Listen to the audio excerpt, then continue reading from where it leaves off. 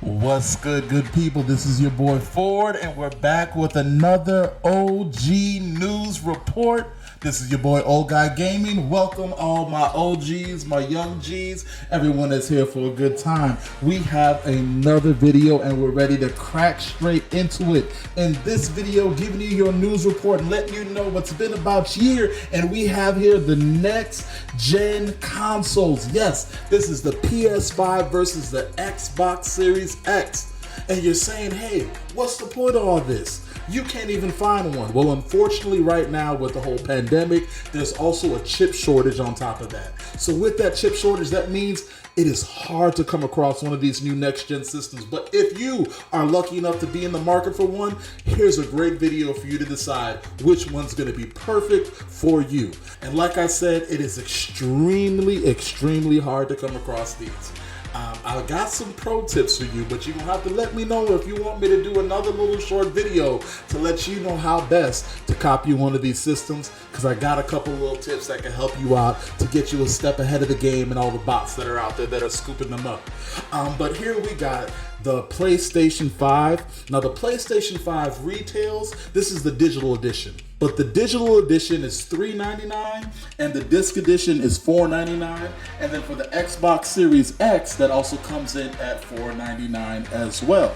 So let's do a little spec comparison to see what's the difference between these two systems here. So as you see here, as we compare these two systems yet again, we got the PlayStation 5, which is coming in at 8 Zen 2 cores at 3.5 GHz, and we got the Xbox Series X, which is coming in at 8 times Zen 2 cores at 3.8 GHz. So the slight advantage goes to the Series X, but truth be told, not that much difference. We get to the GPU, we got 10.28 teraflops versus 12 teraflops, 36 cores at, not cores, CUs versus 52 CUs, and then we got variable frequency, but the Xbox Series X has a custom RDNA GPU there. Big technical terms. Yet again, all you need to know, the powerhouse that is running these things, they're both close to the same in efficiency there. Then we get down to the memory. They both have GDDR6, 16 gigabytes of memory there. Memory bandwidth, you still see that the Series X yet again has a slight edge. They both have 4K UHD Blu-ray drives, so that is great if you want to watch your new Blu-ray movies. Now, to the internal storage, we have on the PlayStation 5, they both have SSDs. That's one of the big things you're going to hear about the next-gen consoles is these SSD internal storage. Basically, all that means, if you remember the old hard drives from computers, now they have SSDs, just way more efficient.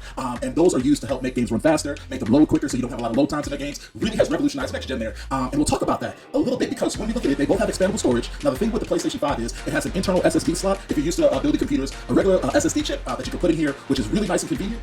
Then on the Xbox Series X, it has a little slot in the back for the storage expansion there, so it has a custom SSD expansion card. Now, these cards are, well, for the Xbox, so far very expensive. The PlayStation, you can find them a little bit easier. The options are if it either comes with a heatsink or you have to apply your own heatsink. So those are the two options for the expandable storage there. Internally though, the PlayStation has that 825 gigabytes. A portion of that is already dedicated to the system OS, so you really don't need to get a full terabyte. I found out with the Xbox, space has been a lot better when it comes to that. But I am excited about the expandable storage with SSD. It's easier to put in here, so that's one of the ones I'm gonna be looking to get. But just toe to toe, we're in the ring, boxing them out. It's really not much difference. They're both comparable when it comes to the power and the output. So it's not really looking like, oh man, if I get one over the other, it's gonna be that much more powerful. Barely even noticeable. So when it comes to just that spec comparison, both systems, they're still at a tie right now. Now let's take a look at some of the hardware. The hardware itself, the PlayStation is enormous. Now I have the digital edition. Now when we're talking about things such as the SSD and the space, I have to download all my games digitally. I can't have any hard disks. So that does have some issues because I run out of storage easily. Now you can add an expandable storage. So when it comes to the expandable storage, there are some options you can look into. Like I said, you have the internal SSD, which will be great. So with the internal SSD, you can run and play both PlayStation 5 and backwards compatible PlayStation 4 games that you have. And they run quick, they'll load quick, straight from the SSD. That is the best option to have. I don't have one of those yet. Or you can just get you a classic, regular, everyday, regular hard drive. Now this is not an SSD hard drive, it's just a regular hard drive. And even if you did have an external SSD hard drive, it won't run unless you have an internal one. But with the external one, you could store games on here. You can store your PlayStation 4 games on here. So I play a lot of backwards compatible games, so I can still run those on here. For example, Warzone is a popular shooter that everyone plays. I have that loaded on my not on my SSD, but on my hard drive here, so I'm able to offload that storage there. The problem with this is you cannot put PlayStation 5 or run PlayStation 5 games from your hard drive. You would need to download that to the system or an SSD drive. That is the internal one that is on here.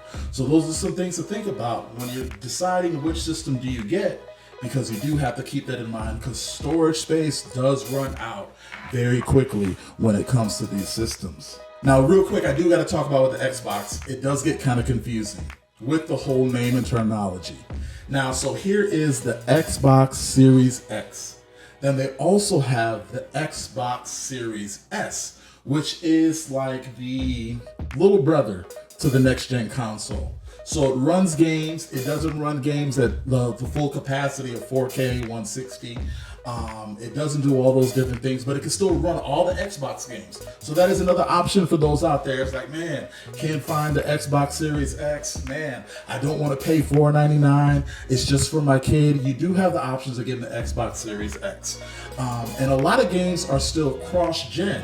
So between PlayStation 4 and PlayStation 5 and the Xbox One X and Xbox One S, and then you get to the Xbox Series X, a lot of games are cross-generational between all of those.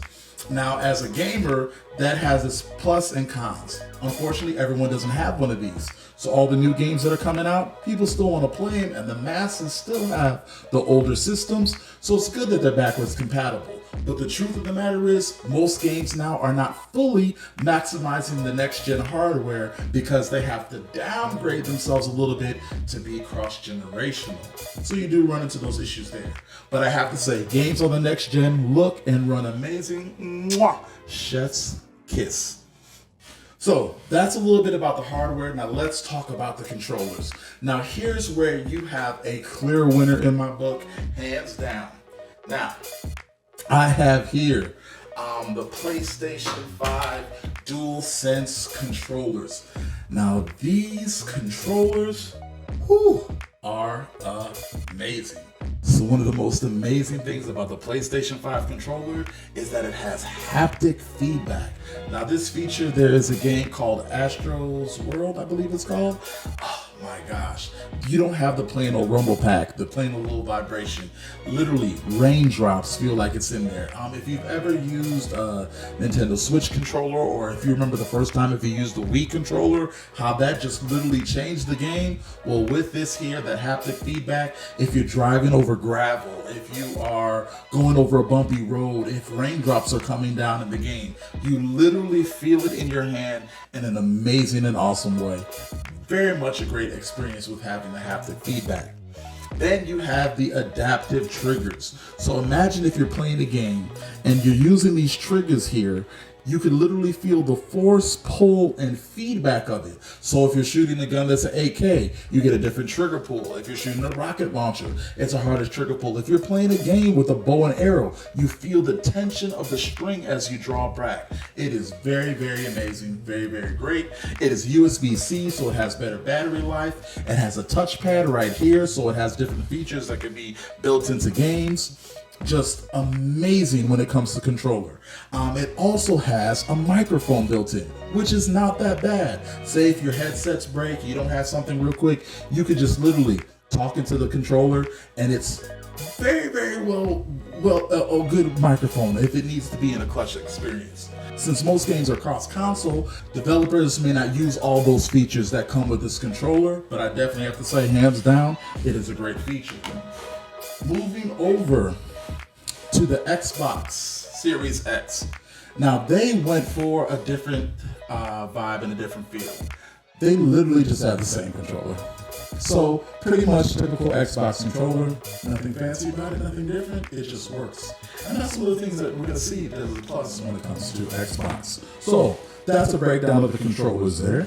So let's get into the most important feature, gaming. What is the gaming experience like between the PlayStation 5 and the Xbox Series X? This is what really matters, and this is what it comes down to.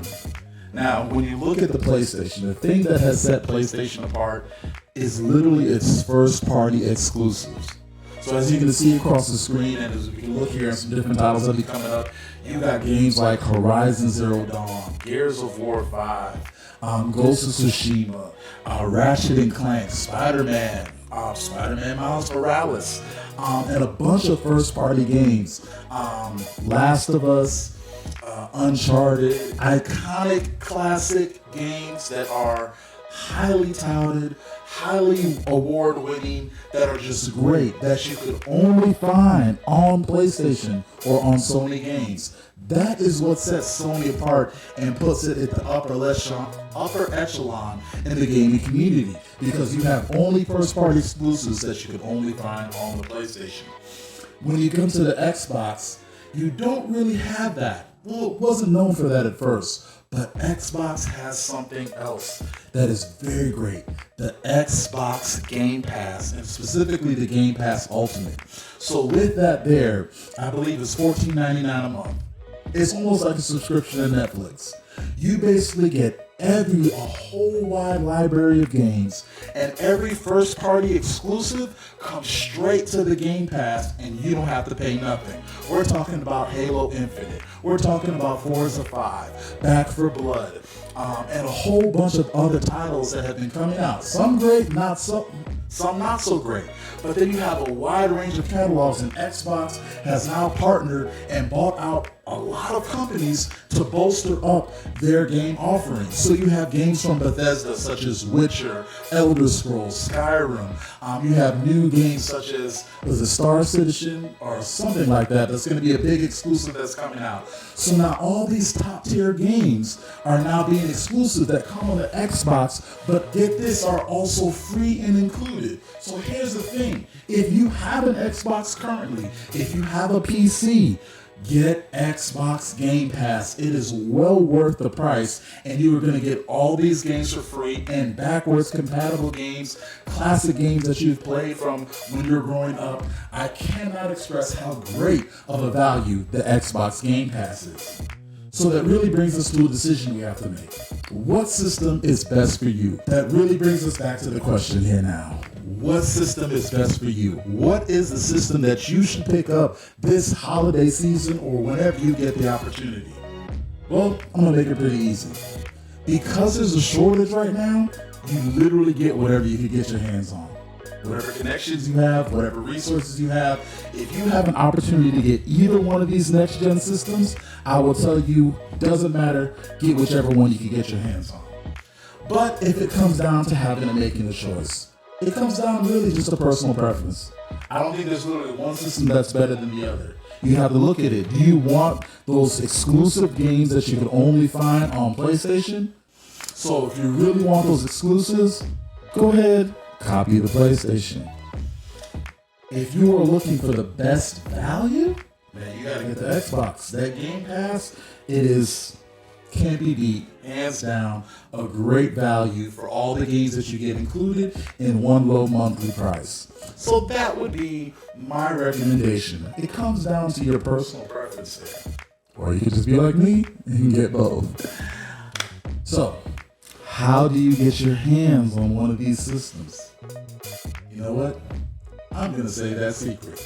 If you'd like to know, man, drop a comment, couple comments, couple likes. I might do a quick little video to get you the best tips of how to get your hands on one of these systems. My OGs, this has been OG News. Thank you guys for tuning in and sticking with me. This has been your boy Ford with OG News. You already know what to do. Make sure you like and follow so you can stay up to date on all the information. Socials will be posted everywhere. It's Old Guy Gaming. Some of them I couldn't get my name, so it's just Old Guy Gaming. And so you can find me pretty much anywhere. Facebook, Instagram, YouTube, Twitter, Twitch, all that stuff. So man, it's been a pleasure. It's been an honor. Peace.